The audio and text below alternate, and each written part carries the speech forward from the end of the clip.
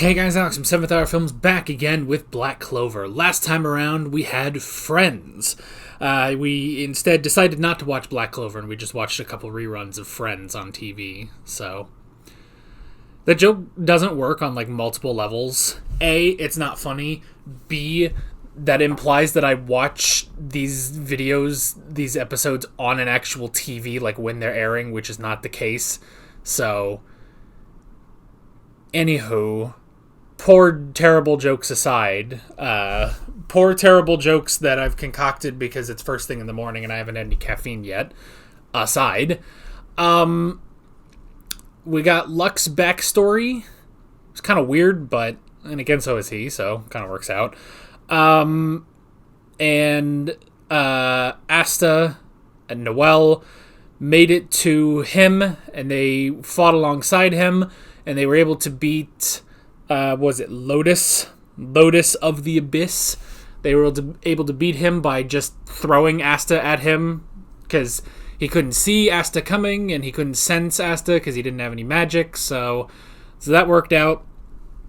Meanwhile, Yuno was trying to deal with Diamond Dude, who we don't know his name yet, so I'm just calling him Diamond Dude. And they're not doing so well, actually. Golden Dawn is not doing so well. Mimosa is in a healing chamber, and Klaus and Yuno are really struggling to fight this dude. So, yeah, that's pretty much where we left off. We might as well jump right into this episode, I think. So, like always, the reaction is down in the description and the pinned comment for your viewing pleasure. So let's go ahead and jump right into this episode of Black Clover. Here we go.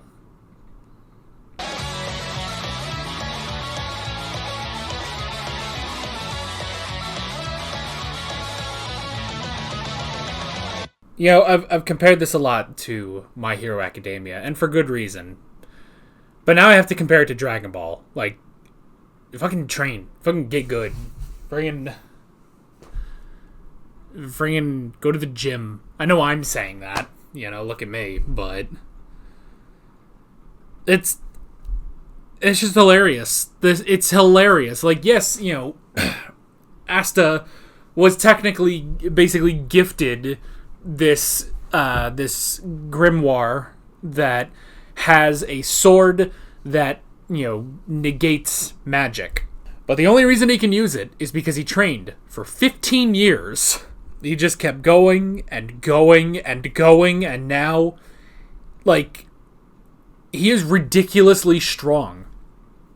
You know what it's like?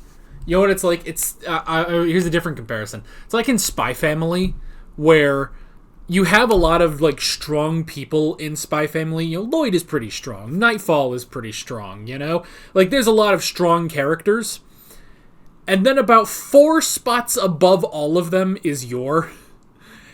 And there is just no competition. Yor is that much stronger than everybody else in the show. That's kind of what Asta is, in terms of, at least in terms of physical strength, his physical prowess is ridiculous, He's just jacked, For a 15-year-old kid, he is ungodly jacked, And I'm hoping after this that Noelle starts training a little bit physically, because that's the thing, when they were running after Lotus, she finally catches up out of breath. It's just geez, you guys are too fast. It's oh, honey, it's I get why you haven't done any physical training because you were royalty. Why would you need to? But you're going to need to start now. You're going to need to start doing some cardio. You got to get up early in the morning with Asta and he'll train you,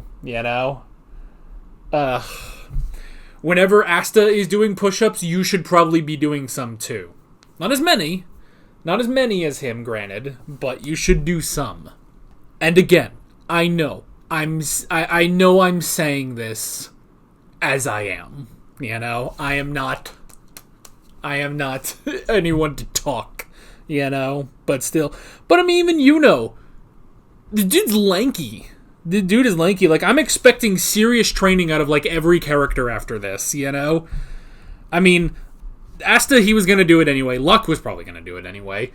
I would be curious how well Luck could actually fight Mars, because Yuno wasn't able to even make a scratch on him, but he was able to defeat the I guess the diamond statues, we'll call them.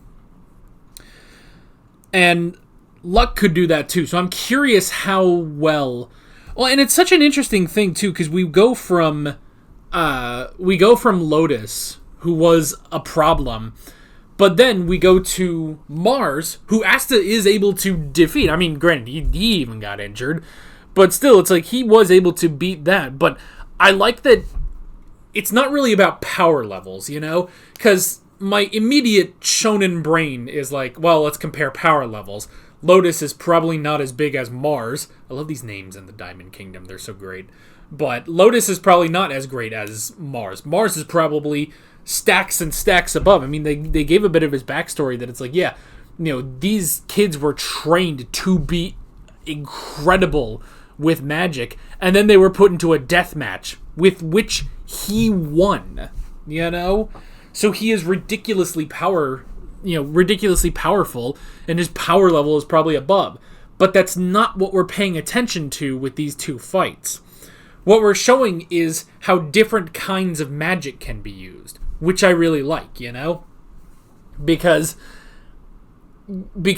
they were all having trouble with Lotus, but that's because he was doing a different kind of fight, he was surrounding them in smoke, filling everything with smoke. Like that's his entire power set is his smoke, and he's doing various different things with it, whereas with Mars, it's just a straight up like power struggle, basically, like if we could reverse it, if Yuno was facing Lotus, he probably has the advantage because he has control over air. So he could probably dispel all of Lotus's smoke. And I like that this isn't about power levels, really. This isn't about power levels. It's, it's kind of more like Pokemon, instead of Dragon Ball, where it's, Dragon Ball is just, who has the bigger power level, basically.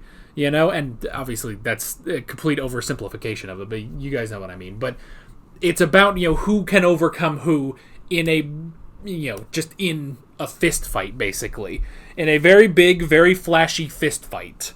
Whereas this is more like Pokemon, You've got Lotus, who, I guess we could call him a poison type in Pokemon, He's like, wheezing. He's just coming in here, wheezing, and then, just wheezing all over the place, He said it's wheezing time. Anyway, so he's doing all of that, and if you don't have something that's good against poison, you're kind of struggling. You can find an answer, and they did find an answer, They figured out his pattern, they figured out how to do it, and they were able to overcome him, even though they don't have a type advantage. Yuno would have had a type advantage over Lotus, which, I don't even know. What is the type advantage in Pokemon? Just for my own curiosity. Poison type is weak to ground and psychic, okay. Sorry, that was just going to bug me if I didn't look that up. It ultimately doesn't matter, but yeah. So that's the thing is, Yuno would have had a type advantage, I feel like, over Lotus, but he doesn't have a type advantage over Mars. Mars, who is very physical, like, I don't know, I guess, equating it to Pokemon terms, because they said ground is good against poison. If I'm correct, I believe ground is weak to fighting. So you can kind of see this, like, triangle forming, So, I don't know. Forget the Pokemon typings. We're actually focusing on the power set in here. But that's the thing, So it's like, I like that where it's like, they show, like, okay, well, the Black Bulls are dealing with this guy who's decently strong. He's giving them a hard time. But over here, Golden Dawn is dealing with the big threat. And it's like, well, once, the Black Bulls get in there, and it's like, well, how are the Black Bulls who had trouble with Lotus, how are they going to deal with Mars when Golden Dawn was dealing with that? And none of that matters. It is not about power scaling. It is about type advantage, you know? And that's the thing, too, because, like, even with Asta versus Lotus, you know, yes, Asta does have this incredible ability, basically, this incredible weapon that negates magic. But there's so much of it surrounding him with Lotus. You know, there's so much smoke surrounding him, and it keeps getting produced faster than Asta can dispel it, that it's like, you know, there's nothing he could really do. So they had to come up with that plan of hitting him, you know, hitting him with a surprise attack. But at the same time, it's like, you know, then you get over to Mars, and it's like, but it's a completely different kind of fight, you know? Like, they tried to hit the body, but it wasn't working. And it's like, you need to hit through his magic, which he can't just keep producing forever. Eventually, I assume he's going to run out of mana, so he has to keep producing magic. You know, he has to keep doing this, but if you can churn through all of that, if you can break through all of that, which couldn't, then there you go. There you go. And, you know, Asta was in that position where he had the thing that specifically countered. But it's not just that he had the thing that specifically countered. He did, though. He had the sword that negated magic. But if he was just a normal person, that wouldn't have mattered. You know? If he was just a normal person, that wouldn't have mattered. What also mattered is the fact that he was strong. Physically strong. He had plenty of stamina to spare. You know? Even when he did get hit, and it looked like a bad injury, he got up, and then he beat his ass. You know? So that's the thing. It's such an interesting thing going from these two fights and seeing it's not really about power levels or power scaling or anything like that. It really is just about the intricacies of a particular fight. What does each person have in their arsenal, you know? Like, we kind of had this on Free Ren, where, like, you know, you have these mages that are using all this different magic, and here comes Free Ren with, like, the most basic of combat magic. But she focused on that for 1,000 years, and she's really good at it, you know? That's how she beats people. In the same way that, you know, Asta focused on his body, on his physical strength, because he didn't have anything else, you know? He focused on his physical strength and was lucky to be granted this grimoire that focuses on his abilities, you know? So, like, it all just kind of works out. So I like that. I really enjoy that. I really enjoy that aspect of this episode, just seeing how the fight differs from how, like, most other shonen would do it, you know? Because, I mean, you'll have that, like, with Dragon Ball, it'll just be like, well, who's the strongest character? Well, it's probably Goku. Well, Goku is going to have to overcome the bad guy and stuff, and it's like, okay, you know, we see that 10 million times, and that's good, but, you know, or we get, like, well, here's Jujutsu Kaisen. You know, who's the strongest character in Jujutsu Kaisen? Well, it's Gojo. Gojo shows up and pretty much clears literally everyone. Like, the villains just have to trap him in a box or whatever in order to get rid of him. Like, they can't beat him in a one-on-one fight. But here, it's always going to be kind of left in the air of, like, who has what advantage, you know? It's very creative seeing the different magic things, you know? So I like that. I really enjoy that. You know, and honestly, I'm gonna say I don't understand why Jujutsu Kaisen didn't do that. You know, like, they really didn't do that often. It really was just a power level thing of, like, well, Kugisaki's not that powerful for some reason, so she gets beat by annoying sword guy. Like, bitch, what are you talking about? You know. And it's just like there are these, like, crazy different powers in Jujutsu Kaisen, and yet it all kind of boils down to punch person, you know? Like, it honestly kind of sucked. And I can say that because I just don't like Jujutsu Kaisen. But this is good. This is good.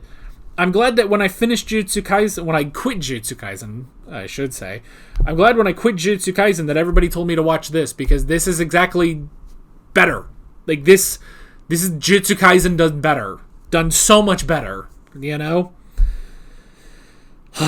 Now everyone's got to train. Everyone's got to train, get up there, because now they've seen, you know, they were horribly typed against, horribly matched up against Mars. Can't let that happen again, you know? Like, everybody there needs to get stronger. And that doesn't mean that Asta just needs to rest on his laurels. He needs to keep getting stronger too, you know? Oh, it's great. It's great. Should move on to the next episode. That is pretty much that. Yeah, I think this was a good in-depth discussion. With all of that being said, I'm Alex from 7th Hour Films, and I will see you guys next time. Take care.